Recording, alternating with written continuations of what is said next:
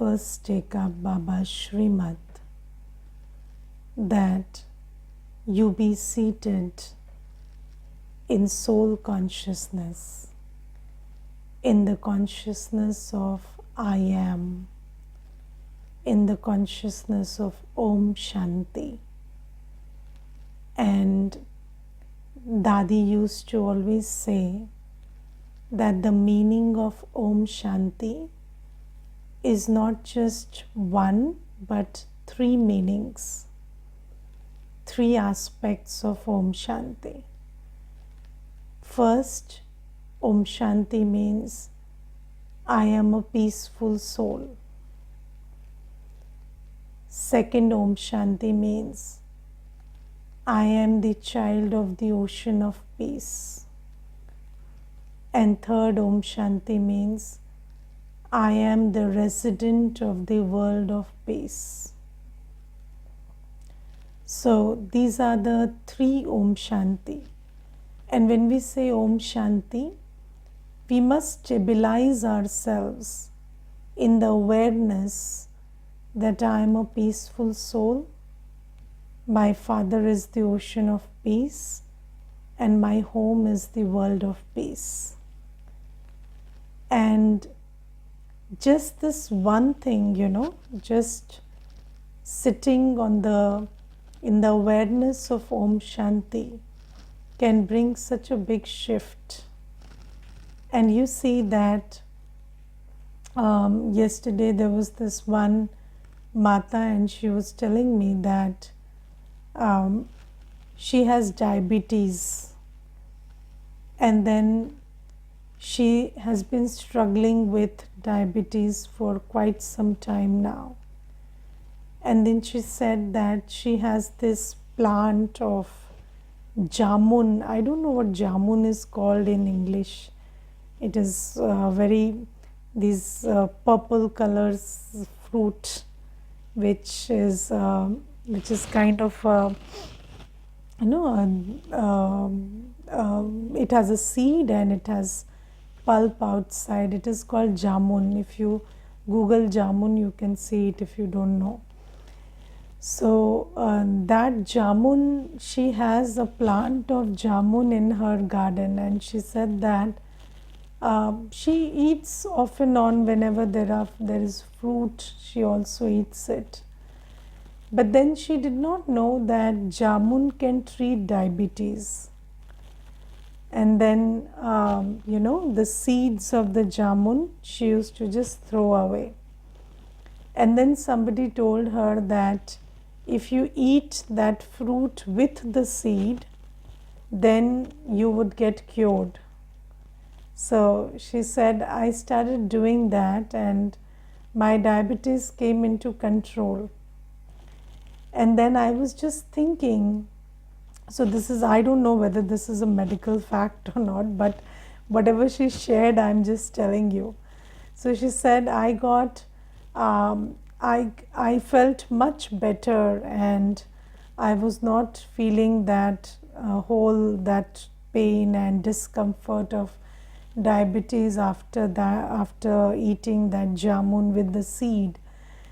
And then she was telling me that all these years that plant was there, but because she didn't know, she couldn't use it. So she said, and if she knew, she would have been treated much earlier. So she said, I would never have had this upshoot of diabetes if I knew this. Yes, so it is called blackberry or black plum. Okay. So she said that had I known this, I would have treated myself much earlier. And you see that knowledge is so important. And Baba today says that knowing yourself, if you look at the mechanism, you are always experiencing anything and everything in the world by focusing your attention on it. So let's say you are in a very beautiful garden, but how do you experience the beautiful garden? only when you focus your attention on it. And if your attention is not there, it's just wandering everywhere, and you are not focused, and you are stressed about something else, then you may be in a very beautiful garden but never experience it. And there are sometimes, people try to change their place or try to change their surroundings because they are dealing with stress or anxiety. But the thing is, if your focus of attention is not shifting, then even if you change your surrounding or the place you live, it's never going to work. So Baba tells us that, just behind the eyes, there is the soul. And you, the soul, are absolutely peaceful. Your original quality is absolutely peaceful. And maybe, on the surface of you, there are some other acquired sanskars. But as you just go deeper and touch the core, that core of you is absolutely still, silent and peaceful. And Baba says, you must take out time to withdraw your attention from this world of sound and matter and move it to that core of you which is absolutely silent and peaceful. And Baba says that this knowing that I am a peaceful soul, and however much, however nasty sanskars are playing up, or however much there is noise and chaos in the surrounding, still my core is absolutely peaceful. And when you know it, and you take the time to unplug your attention from outside and just take it to that core of you, that being of you which is absolutely peaceful, then you will stabilize yourself in your original religion of peace by doing that. And Baba says that you need knowledge and you need the effort to unplug from outside and go within. Just like, so I remember there was this one sister, and she was telling me that earlier when I used to be stressed, I used to watch something. So she said that, maybe I'll start watching a movie and then I would be distracted. But then she said that these days I'm encountering a very strange problem that, the movie is playing, but halfway through the movie I realize I have not even heard one dialogue, or I have not even seen one scene, and the movie is just playing and my attention is not there. And she said that I cannot focus on anything except whatever my mind is busy with. And she said, how do I even distract myself? So she said people are distracting themselves. I go to parties, I go for a holiday, I'm still that same, that same fretting, frowning person inside. And she said, I cannot stop fretting, I cannot stop stressing. So you see that it's very important to unplug. And when we practice this soul consciousness, it's not just the experience of being a soul, but also this practice and keeping that machinery alive through which you can unplug and focus somewhere else. Because somehow that whole switch is going bad, and that switch is not functioning anymore, because these days people want to switch and they are not able to switch. So I think it's very important to also keep that switch activated, through which you can switch on and switch off from the outside world.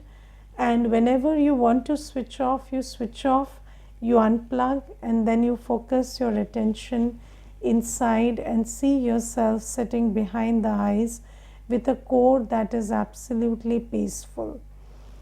And Baba says that this is one practice. And then there is this thing where you know that your Father is the ocean of peace. And you see that although we do not, so Baba talks about consciousness, and we have very limited awareness about what our consciousness is.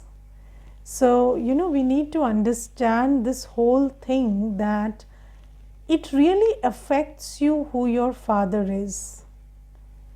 So a child, any soul, is always affected by who is my father. And if you look at your existence right now, where you think that your Lokik father is your father, then you are very limited by their limitations.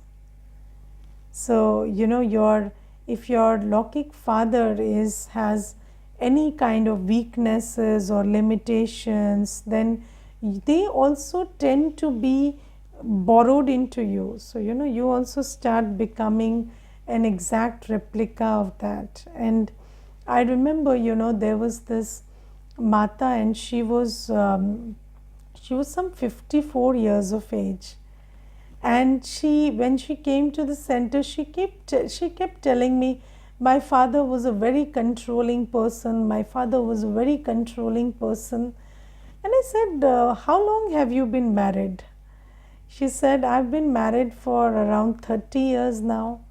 So I said, 30 years and after marriage you left home? So she said, yes.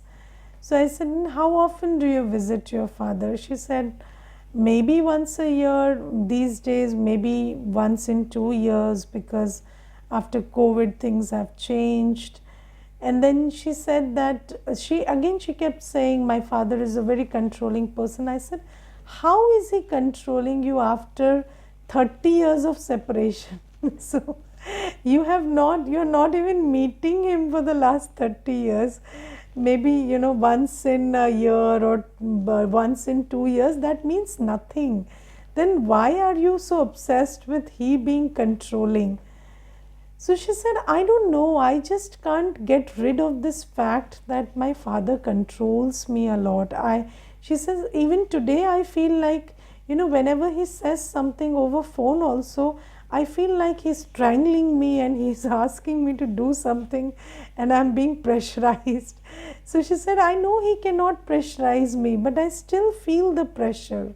I don't know what that is. So do you understand that who your father is a very important aspect of your life? Do you agree with that? Yes. So you can never get rid of your father consciousness. And then there is this thing, where maybe the father has some problem, maybe diabetes or something, and then you start worrying that you also are a victim of heredity, and then you will also have that. And I earlier also once I shared, there's this Mata, and she suddenly started, she's in Gyan also, and then all of a sudden last year she started behaving very erratically. And then I asked her, what happened, why are you behaving like this? And then she said, no, I am struggling with some issues. And then slowly she told me that, Didi, my father got bipolar disease, so he was diagnosed with this mental condition of being bipolar at the time of around in his 40s. So she said that now I'm touching 40 and I have this strange sense that suddenly I also have bipolar. So she said, I don't know if I have it, but I'm feeling it like I have it, because I've been living with this thing that, when I touch 40, probably I will also get what my father had. And then I said, no, it's not like that. Why do you think that? And when you belong to Baba, everything about your destiny has changed. Baba is Bhrigu Rishi. He has written a different destiny for you now. That old Janam Patri is not working for you. So I told her many things, but still, I sometimes feel that she's still struggling with that thing. Although she has worked on it, because she's in Gyan, she's self aware, she's working on it, but it's somehow affecting her sometimes. So, Baba says it's very important to know who your father is, and Baba says, I am your father and mother, and I am the ocean of peace, and you must unplug your attention from this relationship consciousness also. So, this is my father, this is my mother, and their weaknesses are my weaknesses, and their limitations are my limitations. Baba says that is just a temporary role, and they are just playing their role. That's not your father and mother.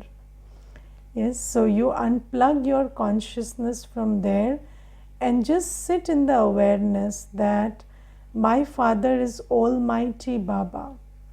My father is the ocean of virtues and powers.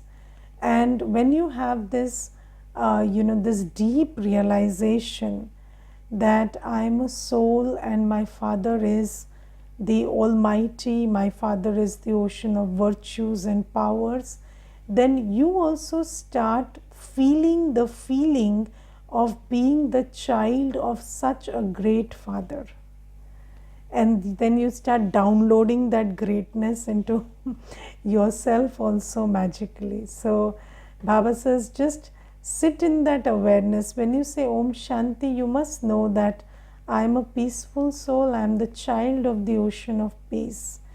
And then home. So Baba says that it's very easy to go home with your awareness.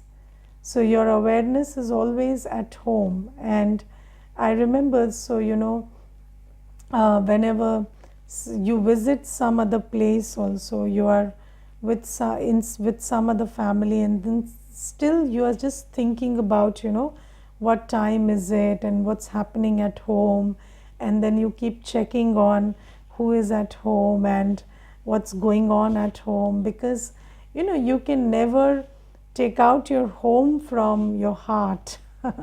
I think that way. And Baba says you attach so much of your heart to this temporary home, which will just collapse in an earthquake or something, and you never know what's going to happen to that physical structure that you call home. But Baba says the home of the soul is the world of peace. And it's very easy to go home. When in your awareness, it's very easy to go home. And if so, I have conducted this experiment where when new children come to Baba, and then we are giving them meditation, and then we ask them, where did you go? So when you are not focused and you get distracted, they get distracted very often. So we ask them, where did you go when you got distracted? They say home. so always whenever they are distracted, they go home. That's mostly that's the answer. They are thinking about home at that time. So Baba says that now you need to realize that I am a soul, and this is not home, that is home. So wherever you are, whatever time it is, it's very easy to move your consciousness to your home. And Baba says every home has a feeling, and the experience of the soul's home is that of absolute silence and peace. So my home is the world of peace. So Baba says just sit in the awareness that I am a peaceful soul, my father is the ocean of peace, and my home is the world of peace. And have you imbibed this knowledge that I am a soul and Shiv Baba is my father and the world of peace is my home? Has the home shifted or is it still in the physical world? Has the father shifted or is it the still Lokik father? So you must, you have to work a lot in your consciousness to shift it. I'm not this body, I'm not what I have and do, I'm just a soul. And all these relationships that I say mine, they are just co-actors. And my every relationship, Baba. And then my home is my sweet home of silence. So the more you work on this point of knowledge, the more you imbibe it, it will be very easy to switch off from the world of noise and go to the experience of being soul conscious. And Baba says, do this practice. And I think, understanding knowledge is very easy.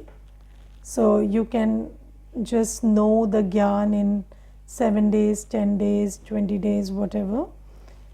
But then even imbibing one point that I am a soul, or all my relationships are with Baba, or my home is the world of peace, even these 3 points, imbibing them takes a lot of time, because you must sit in the awareness until you start experiencing the sweetness, and until all the vikarm starts getting burnt. And in that pyre of yoga, all your vikarm starts getting burnt, and then the truth that is in the soul starts emerging. So the soul, by its default programming, the soul knows I am a soul. The soul knows this is my father, and the soul knows this is my home. But there is a lot of dirt that is accumulated over that true essential self. So all that dirt has to be burned in the pyre of yoga before we can actually emerge our true state. So that emerging has to happen, and Baba says that emerging will happen when you sit a lot and sit in this awareness a lot, that I am a soul and this is my father and this is my home. And then all the locks on the intellect will open and the dirt will finish, and that which is true will reveal itself, and it will become part of your experience rather than just your knowing. So right now you just know it through knowledge, but experiencing it to the core takes some effort. So if you miss Amrit Vela, this is never going to happen. Yes, so you have to practice at Amrit Vela. You have to stabilize yourself in the points of knowledge in Amrit Vela until it becomes an experience. And don't I sometimes feel because of lack of clarity of purpose, most of our Amrit Velas go to waste. So sometimes there was this brother, he's just into Gyan, and not just into Gyan, it's 2 years. So he said that I get up at Amrit Vela and nothing happens. So I said, what do you want should happen at Amrit Vela? He said, I keep waiting and Baba to give me an experience. So I said, you don't have to wait, you have to create. You have to take a point, you have to churn over it, you have to experience it. That's what Amrit Vela is about. And then sometimes Baba will also give you some addition and some gift and some insight. That's different, but because you're connected. But if you sit for the connection to happen, it's not going to happen just like that. You have to invoke the connection, right? You have to tell yourself, I am a soul, see yourself as a soul, move your awareness to Baba and emerge that Baba is my father, my teacher, and experience it. And so sometimes, when because of lack of clarity, we are also getting up at Amrit Vela but wasting that time. But Amrit Vela is really the Brahma Muhurat, Brahma ka Muhurat, the time of the Creator. So, and Baba is giving us all the ingredients of, how to create, because Baba is giving us the seeds of knowledge, and those seeds have to be planted in this quiet, dharni, quiet land of Amrit Vela, and then you get the fruit of an experience. But if you don't plant any seed, how do you get the fruit of the experience? So we have to practice this, and stabilizing yourself in bodilessness, in the consciousness free from this physical world, and stabilizing yourself in the awareness of the experience of yourself, your father, your home. That's the work we need to take up seriously in Amrit Vela. So this is one thing. And then today Baba also talks about the practice of being a detached observer.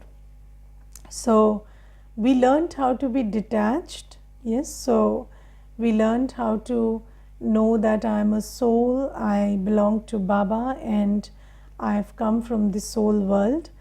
And then when you are in this detached state and you're playing your part in this world, so you function like a detached observer with respect to the body and the bodily relations. Yes, so let me give you one interesting thing which makes this clear. So what is the opposite of observing? The opposite of observing is absorbing. So when you are not a detached observer, you are absorbing everything. Yes, and when you are a detached observer, you are observing but not absorbing. Yes, so a detached observer state is, it's not like your body is going through an ailment and you don't know. That's not a detached observer. So it's not like there's blood on your hand and you don't know when it started bleeding. That's not. So have you seen those people? You ask them, this blood on, oh, blood, I don't know when this happened. Why don't you know this? Are you not aware? So you know everything, right? You know what's happening in the body, you know what's happening in the world, you know what's happening in the relationships, you know everything. That's the quality of a knowledgeful soul. You're aware, but you are not absorbing it. So you know that I'm a soul and you're seeing everything, but because you don't have this sense of relationship with anything, you are not attached, so you are not absorbing the energy of whatever is happening in the body and in the physical world. And then what are you doing? You are absorbing the energy of Baba by being a yogi. So when you are detached from the world, you are attached to Baba. And then what you're doing is you are observing here, and then you are giving what everybody needs by taking it from Baba.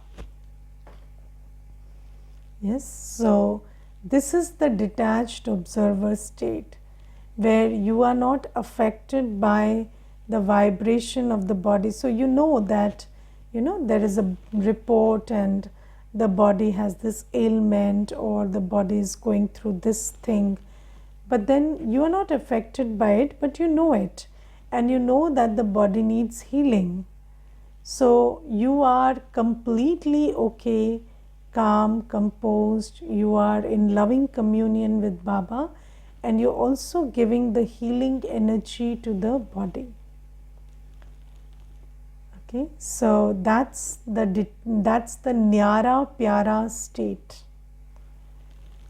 When you're completely detached from the physical world and completely in loving communion with Baba, and in that state you know everything, you are not unaware of your surroundings, but you are not affected, rather you are giving what they need by taking it from Baba. And you need to, how do you practice being a detached observer? So, the one of the methods that Baba lays one of the, not methods, but one of the basics that we are taught is sit with open eyes in meditation. And why do we sit with open eyes in meditation? So, when you are, so I remember, earlier I used to meditate in the balcony. And so, in the balcony, even at 4 a.m. in a city like Delhi, there is a lot of movement of traffic on the road. So, not lot, but at least, 4 or 5 cars would pass in that span of 1 hour when I was meditating. So, it was very interesting that I used to position myself as a soul, very still and quiet, and experiencing the love and light of Baba. And then, everything that's passing by, I know, right?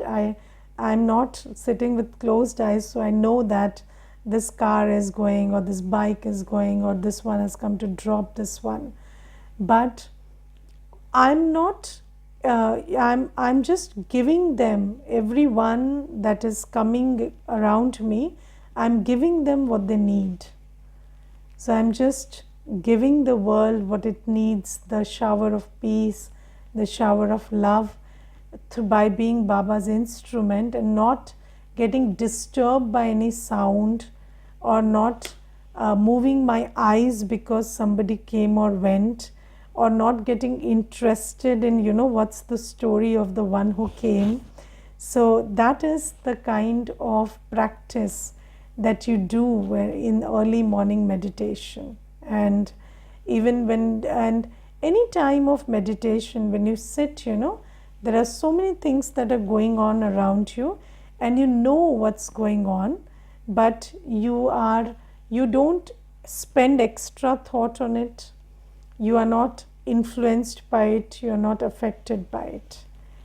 And when you practice this at the time of meditation, then when all through the day you have that positioning of a detached observer, when you can see everything and still be a Sahaj yogi, somebody who has very loving communion with Baba, and then give them what they need. And Baba says that, in the world they say that a soul is nirlep. Nirlep means immune to the effect of action. But Baba says a soul is not nirlep, because every soul, the effect of action stays with the soul, right? In the form of sanskars and karmic bondage. But Baba says this stage of being a detached observer is immune to the effect of Maya. So when you are in this detached observer state, then obviously there is not immunity from the effect of action, because whatever action you're doing, you are remembering Baba, you are sending good thoughts to the world. So all that is creating karma, but you are immune to the effect of Maya, because Maya or anything negative or any weak thought is not able to touch you. So it's very important to practice this practice of, so today we talked about two practices in meditation. One is, practicing being soul conscious, practicing being conscious that Baba is my father, and practicing being conscious that this sweet silence world is my home. And the second practice is practicing detached observer state. So, so when you sit in meditation in the morning, just know that here is your seat. And when you went to movies earlier, so you would just sit comfortably on your seat and then you would watch. Yes, and then what's happening there is happening there, and you are comfortable on your seat. But then somewhere 10 minutes, 20 minutes, half an hour into the movie, you are already jumping out of your seat. And then, you are into that screen, you are inside that screen somehow. So that's what's happened to us. So Baba says, come back to your seat. So feel like, you're sitting on this seat very comfortably and watching the show through your eyes. And then taking power from Baba and doing the needful. Okay, so this, I know my mother also does a bit of Amrit Vela, a movement at Amrit Vela. Then I have thought of doing meditation alone. So should I be in the same room and use my power of detached observer? Not necessarily, because wherever you are, there will be some movement. So don't choose movement at Amrit Vela, but if it's there, don't. So let's say you are in a position where there are guests and you have to be in a certain room, then don't avoid it. And I remember, there was this one experience one brother shared, and he said that I was doing Amrit Vela, and then suddenly there was this bird, and I don't know how that bird came at 4, but that bird would just be in and around me. So just around me it would keep moving and making sounds, and all 40 minutes it was there. So he said, and then I practiced, being a detached observer that day. So I just took this Swaman, I'm a Sakshi Drashta, and I practiced it. So these are some moments you can use. So, even Prakriti will give you certain opportunities to practice certain swamans in meditation. Okay, Om Shanti.